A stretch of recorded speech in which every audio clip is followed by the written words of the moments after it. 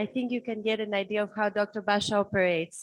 He doesn't even want to be introduced. He's a humble and excellent surgeon, a wonderful colleague. He's honestly a person that keeps me sane, along with Dr. David, in the hospital, in this clinic, always ready to work, always ready for the next challenge and the difficult case. So I'd like you to hear from him. Thank you, Dr. Sophia. I was just sort of reviewing the agenda. I see there was one on foreign bodies in the wrong places. That's what I felt like. This is a pediatric GI, mainly medical with endoscopies and procedures. And I said, what am I doing here? But thankfully, this is on Aero-Digestive MDT, where hopefully we have a role. My name is Irfan Basha. I'm a ENT surgeon. Just to give you a background, we are very fortunate in SKMC. We are well familiar with the airway part, especially in the children. We do on an average 150 to 180 laryngoscopies, tracheoscopies per year. What do we do in this clinic is obviously a comprehensive ENT assessment. These children come with, there are healthy children with one problem or there are multiple problems, and these are children. So children have lots of ENT issues. So they may come back and have the nasal problems, the ear problems. So all of these have to be assessed at the same time. We do nasal endoscopies, fiber optic laryngoscopies, assessments of the tracheostomies. We put a scope through the tracheostomy to look at the lower trachea. We change the tubes, as Tina was mentioning. We also look at the hearing problems, tympanometry, pure tone audiometry, if the child is big enough. There's a plan for direct laryngotracheoscopy. Once we see this, and then we plan for the further scopes as they're needed. Some of these children have obvious problems who require adenotonsillectomy or radiofrequency ablation for the turbinates to improve their airway. Then, because we have a little bit more familiar with the OR and have time, we, in this team, take the role of coordinating for the OR for majority of these cases. The usual OR cases we have is the diagnostic scopes and the actual procedures, which I mentioned about, a little bit unusual or more complicated than adenotonsillectomy. If you've done it and the child still has sleep apnea, would be the reduction of tongue base. The coblation has helped quite a lot. It just makes it a little less painful for the children. Tracheostomies, we decided it's done on a multidisciplinary way to convince the parents and counsel them that they do. So tracheostomies are done. There are always difficult cases which require securing the airway. And then we have I can give a few examples of the complicated airway cases. Usually if it's a complicated airway cases, they may not be done as a joint, they would be done in a different time, just for improve the flow of the OR. Commonly laryngeal cleft, and with GI, I'm sure you're all thinking about aspirations, and the clefts are the most commonest. And as you probably know, most of these have airway problems, the Laryngomalacias, the subglotoplasties are fairly common.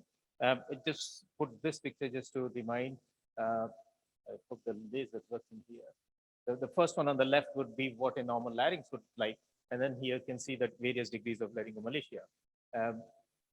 Commonest would be the releasing the arterioepiglottic folds between the Sheffield's hip.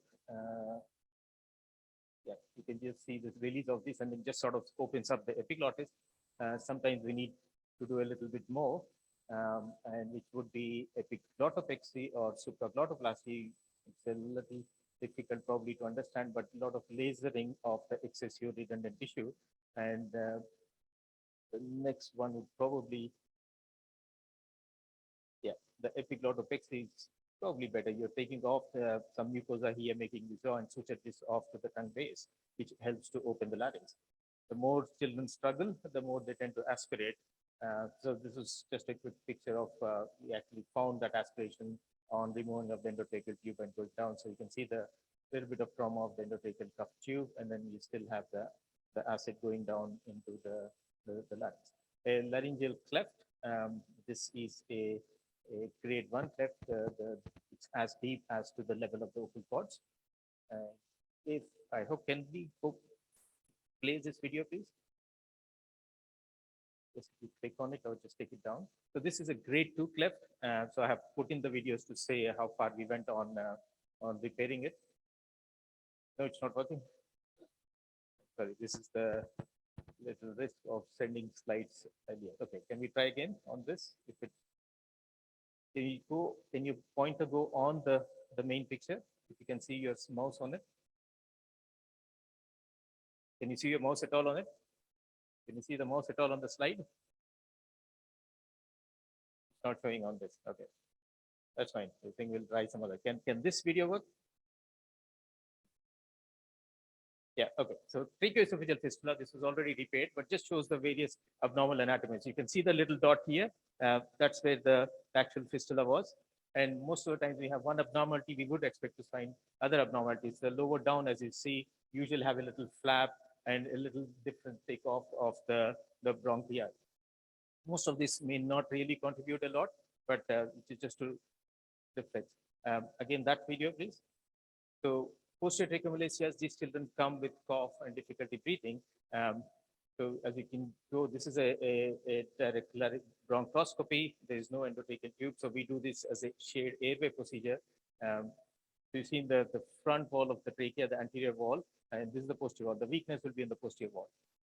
You will see in a few seconds. So this is the trauma from the cuffed endotracheal tube, which the patient needed because you need to keep the tube low down to keep the trachea open. So we are sort of widening, we're just helping to open the tissues just to see. That's my periscope. So you can actually see the normal bronchi as we go down. So as you come back, you can see how much is the collapse from the front to the back wall. Okay, so we are running out of time. Can you go on this? Sorry? Yeah, I can 2 stop anytime. minutes. If they're okay. Can we go on this? This is all the airway the child had. This child needed to have, okay, you can go back and see on this. So these kids come with stridor. This is a 5-hour-old child who was sent, surprisingly born normally, but absolutely no airway. Hemangiomas, subglottic cysts. So if you have a ton of time, I can stop anytime. Are we okay?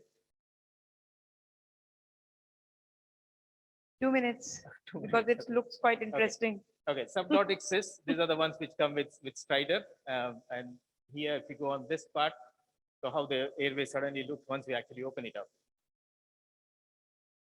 Laryngeal stenosis, obviously, this child has a tracheostomy, and you can see that actual opening needed a laser and a balloon.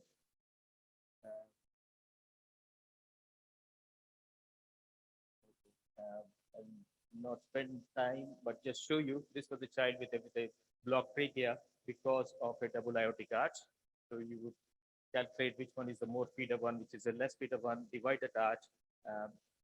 This child, after treatment, this one needed the clipping of the abnormal artery, because the aorta was already separated, no aortopexy, but a tracheopexy.